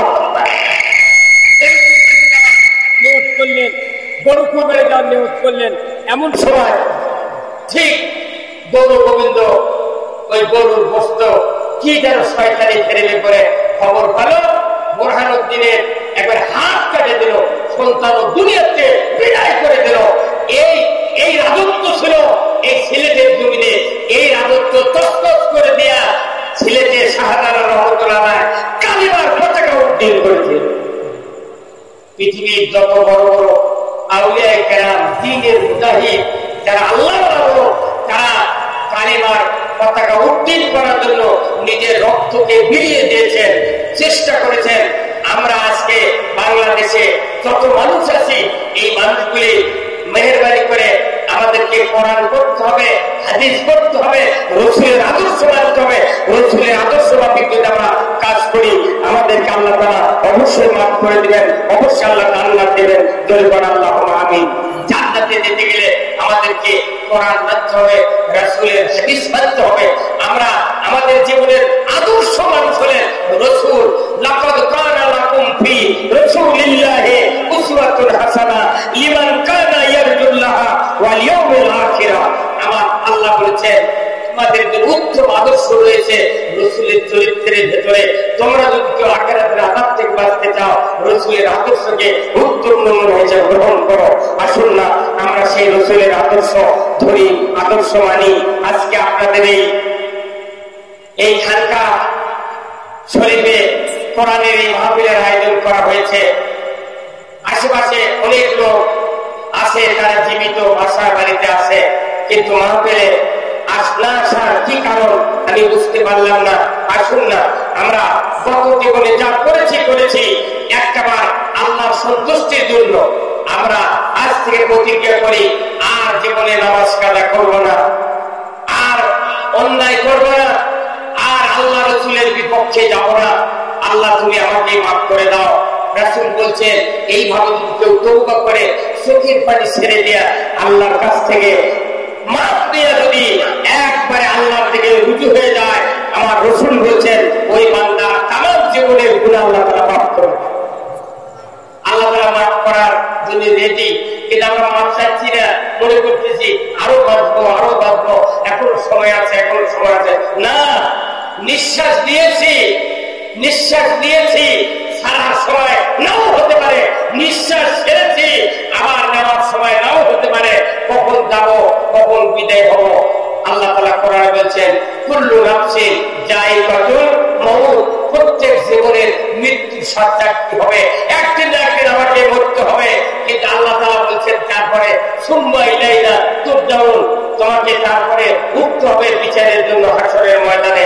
ও আমার ভাইয়েরা, শুধু মরেই ক্ষান্ত নাই, আমাদেরকে আবার উঠে হিসাব নেবেন। আমি বলতেছিলাম হাসরের ময়দানে যখন আমাদেরকে হাজির করা হবে, নেকি পাল্লা ওজন হবে, তাকে বুদ্ধি এবং নেকি ওজন হবে। যার নেকির পাল্লা ভারী হবে আল্লাহ তাকে জান্নাত দিয়ে দিবে। আল্লাহ কোরআনে বলছে ওয়া আম্মা মান সাকুলাত মাওয়াজিনুহু ফাহুয়া ফি ইশাতির রাদিয়া। আমার আল্লাহ বলেছেন নেকির পাল্লা তার ভারী হবে, ওই ব্যক্তিকে চিরসুখময় জান্নাত দেওয়া হবে। ওয়া আম্মা মান খাফফাত মাওয়াজিনুহু ফাউম্মুহু হাবিয়া, যার প্রতির পাল্লা ভারী হবে তাকে জাহান্নামে দেওয়া হবে। এই জন্য আমাদের জীবনের একমাত্র টার্গেট হলো আমাদের জীবনের যত নেক আমল আছে, এইগুলি বৃদ্ধি করতে হবে। আর যদি নেক আমল না থাকে আপনাকে পাপ বাদ দিতে হবে, তাহলে যা নেকি আছে এই নেকি আল্লাহ তাআলা জান্নাত দিয়ে দেবে। কিন্তু দেখা যায় আমাদের ঘরে ঘরে আলিম, হাফেজ, কারি এইগুলি অনেক মানুষ আছে যাদের ঘরে মৃত্যুবরণ করার পর একজন জানাজা করার মতো হাফেজও কারো বাড়ি নাই। দেখতে না, আমার রাসূল বলেছেন দুনিয়ার মানুষ যদি তোমরা মৃত্যুর সময় ঈমান নিয়ে মরতে চাও তাহলে তোমাদেরকে নেক সন্তান তৈরি করতে হবে। আল্লাহ রাসূল বলেছেন ইজা মাতাল ইনসানু ইনকাতাহু আমালু ইল্লা মিন সালাসাতিন ইল্লা মিন সাদাকাতিন জারিয়াতিন আও উমরুহু ইয়ানতুবিহিন নাস আও ওয়ালাদুন সালিহ ইয়াদুলাহু। রাসূল বলেছেন যে তুমি মারা যাবে, সমস্ত আমল বন্ধ হয়ে যাবে, মাত্র তিনটা আমল জারি থাকবে। এক নম্বর হলো সদকায়ে জারিয়া, মসজিদ মাদ্রাসা ভালো ভালো কাজ যদি করতে পারেন, স্কুল কলেজ টিউবওয়েল রাস্তাঘাট ব্রিজ যদি বৃক্ষরোপণ যদি করতে পারেন, কিয়ামত পর্যন্ত আপনার ভালোভাবে সওয়াব যাবে। দুই নম্বর আপনাকে এলেমের জ্ঞান অর্জন করতে হবে, কোরআনের জ্ঞান। এই জ্ঞানের কথা মানুষকে বলবেন যতদিন পর্যন্ত জ্ঞানের ওয়াজ হবে, আমল হবে। আপনি কবরে শুয়ে আল্লাহর শান্তির ব্যবস্থা পেয়ে যাবেন। সুবহানাল্লাহ। এরপরে আমার রাসূল বলতেন আওলাদুন সালেহ ইয়াদুলাহু, নেক সন্তান যদি তৈরি করতে পারেন, এই সন্তানের কারণে পিতামাতার তামাম জীবনের গুনাহ আল্লাহ তাআলা মাফ করে দেন। আমার রাসূল বলেছেন দুনিয়ার কোন মানুষ যদি মরণের সময় ঈমান নিয়ে মরতে চায়, তাহলে মরণের সময় তাকে কোরআন শুনতে হবে। বলুন তো আজকে এই হাদিসটা শুনলাম, রাসূল বলেছেন মওত যখন আসে যায় ওই সময় দুইটা শয়তান বাবার সুরতে ডান দিকে মা বসে, মায়ের সুরতে বাম দিকে মা বসে যায়।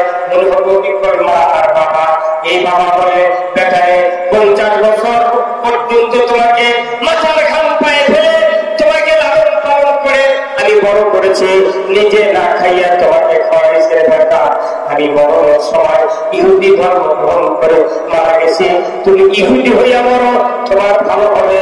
এরপরে মায়ের সুরক্ষা শয়তান বলবে রে বেটা 10 মাস গর্ভে উদরে ধারণ করেছিলাম, তোমাকে আমি 2 বছর 2.5 বছর দুগ্ধ পান করিয়েছি, আমি তোমার গাছরের কাজ করেছি 5 বছর, আমি তোমাকে শীতের থেকে বাঁচানোর জন্য কলিজার পরে করে রেখে সারা শান্তি দিয়েছি। রে বেটা আমি মরণের সময় নাসারা ধর্ম গ্রহণ করে মারা গেছি, তোমার নাসারা হয়ে মরণ তোমার ভালো হবে। বলুন তো দুই দিকের এই দুই শয়তানের কথা কি শোনা যাবে? শোনা যাবে? শোনা যাবে না। আমার রাসূল বলেছেন ওই সময় যদি আপনার একটা সন্তান কোরআন পড়তে পারে সূরা ইয়াসিন, ইয়াসিন আল কুরআনিল হাকীম ইন্নাকা লামিনাল মুরসালিন, যদি সূরা ইয়াসিন তেলাওয়াত করতে পারে দুই দিকে দুই শয়তান ভাগিয়ে যাবে। নবী বলেছেন ওই মদিনার মধ্যে থেকে এসে আমি ওই তোমার পিতার সামনে আমি বলবো ও আমার উম্মত, সৌভাগ্যশীল উম্মত, তোমার কলিজার টুকরা সন্তান কোরআন পড়ার কারণে শয়তান ভাগিয়ে গিয়েছে, তুমি আমার চেহারা দেখো আর কালিমা পড়ে পড়ে তুমি ঈমানের কোলে ঘুমিয়ে যাও।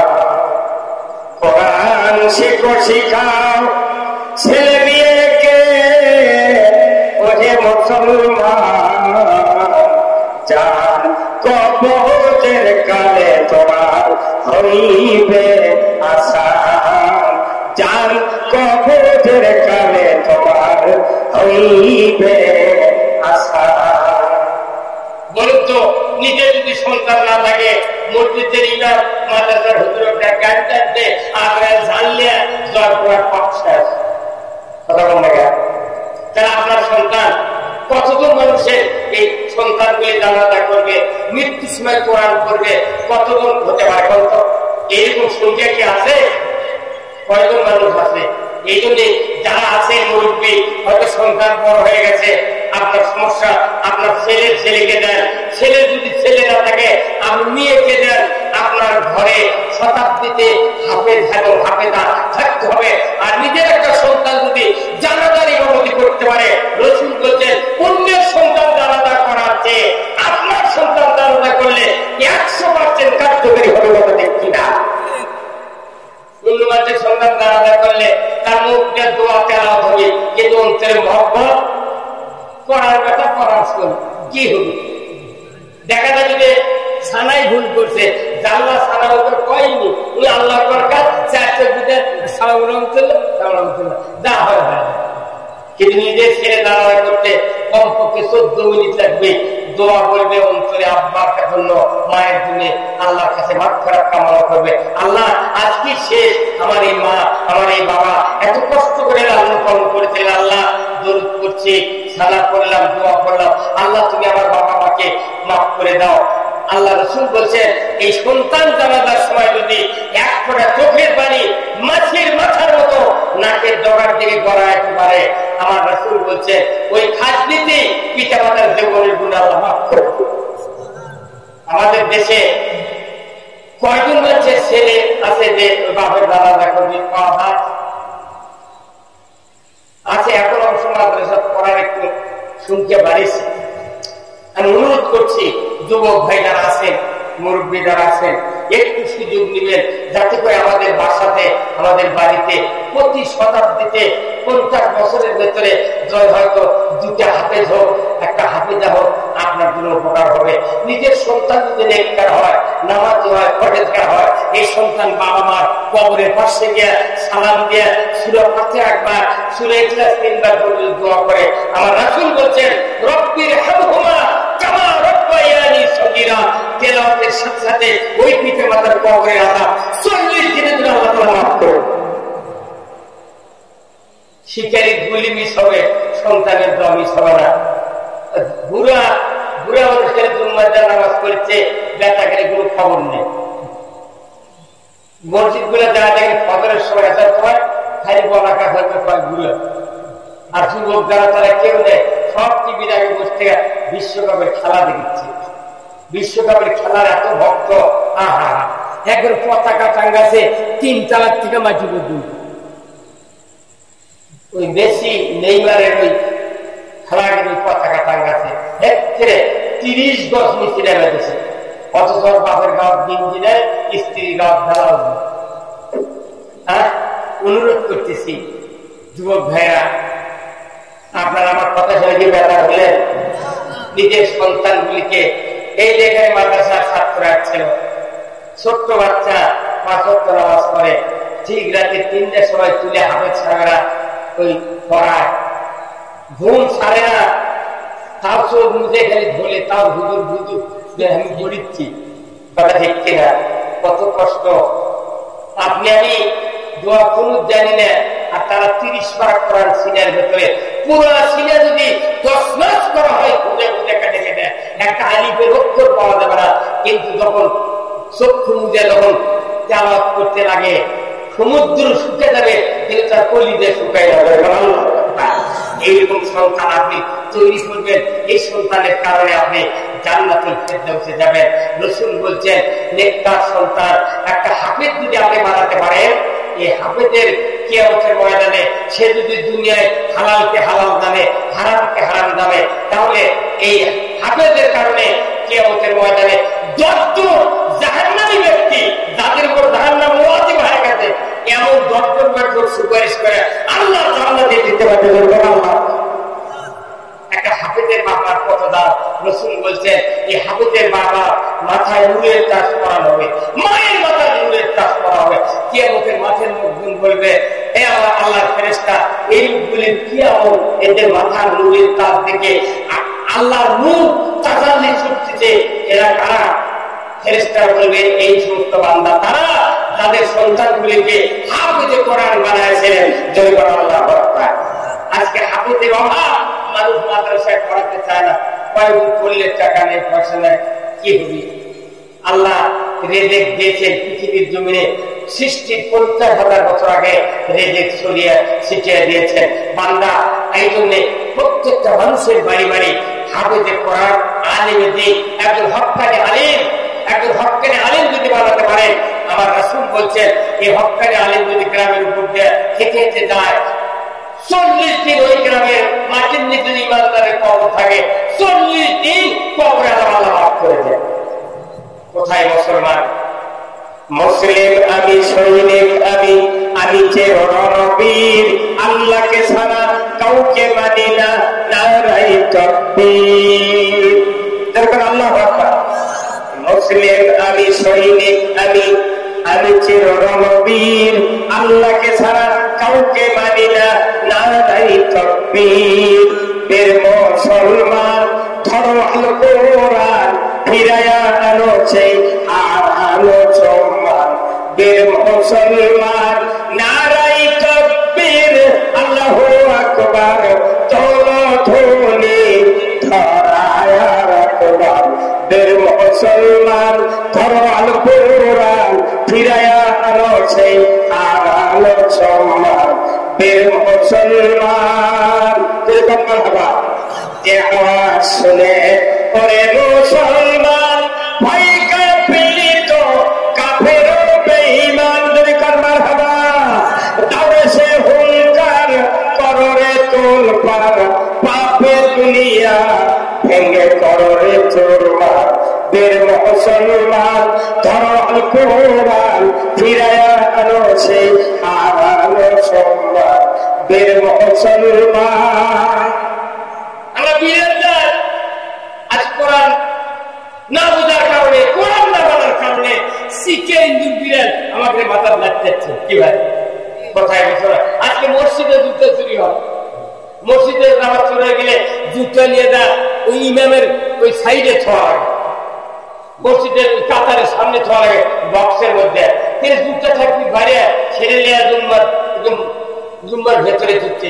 ভারতে যারা গেছেন চিকিৎসার জন্য আমি শুনেছি যে ভারতে যদি মসজিদে জুতো নিয়ে ঢোকে তাহলে ওই জুতো মসজিদের খানে হাতের থেকে ফেলে দেয়। ভারত একটা হিন্দু রাষ্ট্র, তা ওটি জুতো চুরি হয় না। আর বাংলাদেশে নতুন জুতো বাইরে ছিল সুন্নত পড়া না ওটি জুতো চলে গেছে দরকার বিক্রি শেষ কিনা। আবার এই জুতো চলছে বক্সের মধ্যে সামনের কাতারের সামনে। এখন এই জুতো চোখ মুজে নামাজ পড়ছে, সেদের থেকে উঠে চোখ মেলে দেখিচ্ছে জুতো আছে নাকি। কি কথা হুন্ডা নিয়ে মসজিদের বাইরে থেকে নামাজ পড়ছে দিনের বেলা, এই শীত বন্ধু হুন্ডা নিয়ে চলে গেছে মসজিদের বাইরে থেকে হুন্ডা নিয়ে। কি কথা বলতে গেছে খালি একটা চোরের হাত বয়তুল মোকাবের উত্তর গেলে কাজে যাওয়ার দৃশ্য দিশের লাইনে দেখানো হতো। হুন্ডা চুরি, গরু চুরি, চুরি দূরের কথা, মসজিদের সিরিয়া স্যান্ডেলও চুরি হতো। এলা আইন, এলা কার আইন? একটা জায়গার সঙ্গে হচ্ছে। আর এই মোবাইল এসে মিস কলের অভাব নেই, এতই মিস কল যারা বিচার সমাজে হচ্ছে কিন্তু বিচার নেয়, অহরহ ঘটে যাচ্ছে ঘটনা। আমার আল্লাহ বলছেন না তাকরাবার জেনা, তোমরা জেনার ধারে কাছে যায় না। এই জেনা দিয়ে সমাজ ধ্বংস হচ্ছে, যুব সমাজ দুনিয়াতে ধ্বংস হচ্ছে, চরিত্র শেষ, তার দিন ইমান শেষ হয়ে যাচ্ছে। মহিলাদের কোন নিরাপত্তা নাই। এই মহিলাদের চরিত্রের হেফাজত করার জন্য আল্লাহ তাআলা আইন দিয়েছে। যদি বিবাহিত পুরুষ বিবাহিত নারী যদি জানা করে, সাক্ষী প্রমাণে যদি প্রমাণ পায়, তাহলে তাকে পুরুষের কোমর মহিলার সিনে বলতে মাটির মধ্যে গাড়িয়ে দেয়, আদলা পিকে দিয়ে হাত দিয়ে মাটির সাথে মিশে দিয়ে বিশ্বের লাইন যদি দেখানো হতো, একটা জানাকারের বিচার যদি বয়তুল মোকাররম উত্তর গেতে হতো, চেয়ারম্যান, ভাইস চেয়ারম্যান, যুবক যুবতী আর ছাত্র ছাত্রী, ম্যাডাম, শিক্ষক কেউ জানা করাতে দূরের কথা, জিন্দেগিতে মিস কল দিত। এই জন্য আসুন না আমরা সবাই মিলে আল্লাহর দরবারে দোয়া করি, আল্লাহ তাআলা যেন আমাদেরকে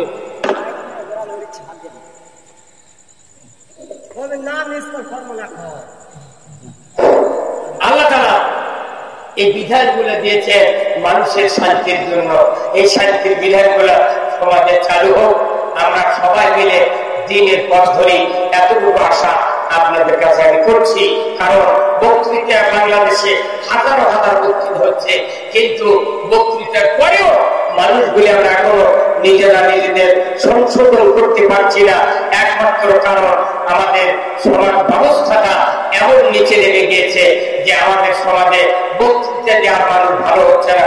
তাই আসুন যার যার মতো নিজের বাড়ি, নিজের ঘরকে দিনমুখী করে, আল্লাহমুখী করে, নিজের পরিবারের লোকদেরকে আপনাকে উপদেশ দিতে হবে। আমার রাসূল বলছেন কুল্লুকুম রাঈন কুল্লুকুম মাসউলুন আন রাইয়াতিহি, প্রত্যেক দায়িত্বশীলকে তার অধীনস্থ লোকদের জন্য জিজ্ঞাসিত হতে হবে। আপনার বাড়িতে 10 জন সদস্য আছে, আপনি ভাবছেন আপনাকে দেখতে হবে কার বয়স 10 হয়েছে, 10 থেকে শুরু করে সবাইকে 5 ওয়াক্ত নামাজ আদায় করতে হবে। আসুন না আমরা সবাই নিজেরা নিজেদের সন্তানগুলিকে, স্ত্রীগুলিকে, পুত্রবধূগুলিকে আমরা দিনমুখী আল্লাহমুখী করি। এর মাধ্যমে আমাদের কল্যাণ আল্লাহ তাআলা দিবেন। আল্লাহ রাসূল বলছেন তুমি যদি আল্লাহর কল্যাণ চাও তাহলে তুমি কোরআনের জ্ঞান অর্জন করো, আর মানুষকে ভালোর দিকে রাখতে হবে, অন্যায় কাজে বারণ করতে হবে। আসুন আমরা সবাই মিলে সেই রাসূলের প্রতি একটু দরুদ সালাম পাঠ করি। ইয়া নবী সালামু আলাইকা, ইয়া রাসূল সালামু আলাইকা, ইয়া হাবিব সালামু আলাইকা, সালামুল্লাহ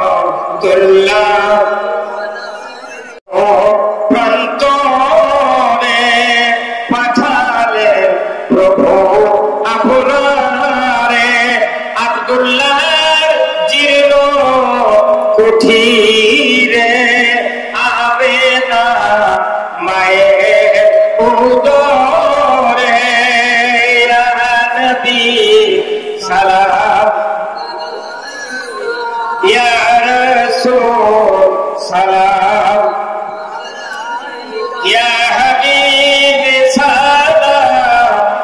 আলাইকা সালাতুল্লাহ।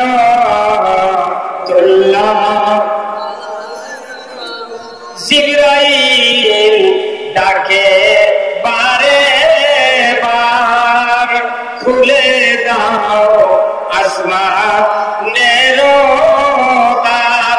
এসেছে নবীদের সরদার, করিতে মাওলা আরো দিদার। ইয়া নবী সালাম, ইয়া রাসূল, ইয়া হাবিবি সালাম আলাইকা সালাতুল্লাহ।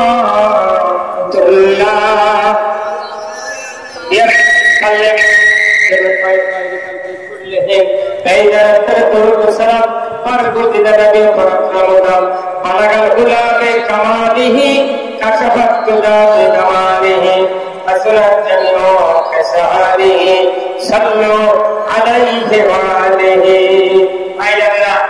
আপনারা ফকিরাত পর্যন্ত বসে আছেন, আমি আপনাদেরকে অনুরোধ করব, এই দুনিয়াতে বক্তৃতা শোনার মুখ্য উদ্দেশ্য নয়। এই দুনিয়ার থেকে বিদায়ের পর আমাদেরকে আল্লাহর সন্তুষ্টির মাধ্যমে জান্নাতে যেতে হবে।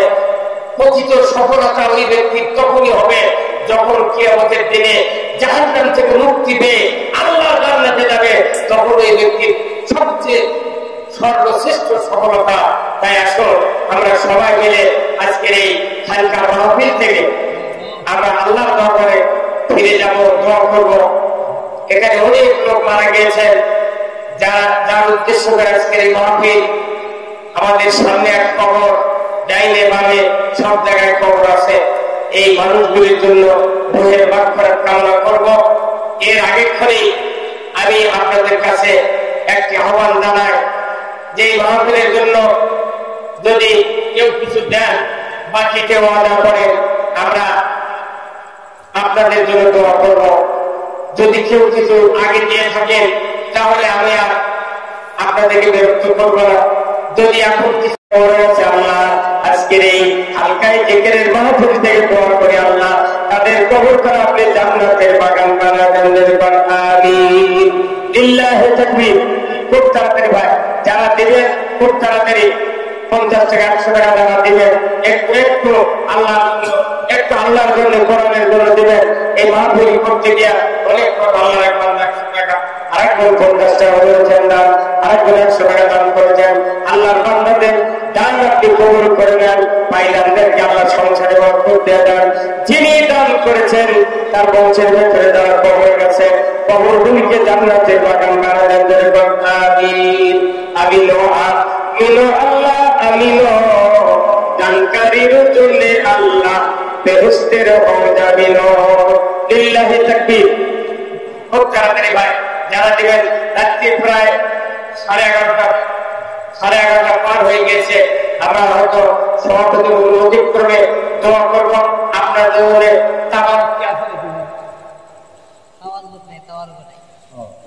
আচ্ছা আচ্ছা।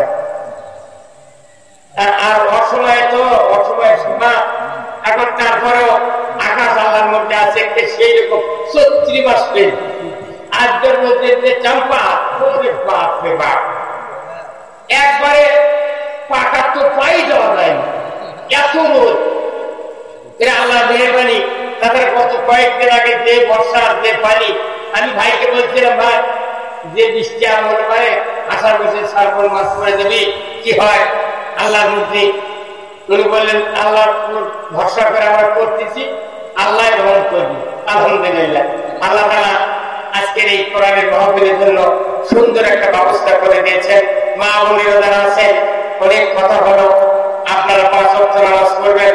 আমার রাসূল বলছেন আল-মারাতু সাল্লাত খামসাহা ওয়া সামাত শাহরাহা ওয়া হাসানাত ফারজাহা ওয়া আতাত মালাহা ফালতাদখুলু জান্নাতি আবওয়াবহা। রাসূল বলছেন মায়েদের জন্য 4 কাজ, 5 ওয়াক্ত নামাজ, 1 মাস রমজানের রোজা, পর্দায় থাকা, স্বামীর খেদমত করা। এই 4টা কাজ যারা করবে আত্মা জান্নাতের দরজা খুলে দেওয়া হবে। যে কোনো দরজা দিয়ে আল্লাহর এই বান্দীরা জান্নাতে যাবে। দুনিয়ার কোনো মানুষ যে জিন ইনসান ফেরেশতা বাধা দেবে না। দরকার আল্লাহ বাইরে আমার, আমি আপনাদেরকে আর ত্যাগ বিরক্ত করব না, আমরা দোয়া করব। সভাপতি সাহেব, আপনি কিছু কথা কি বলবেন?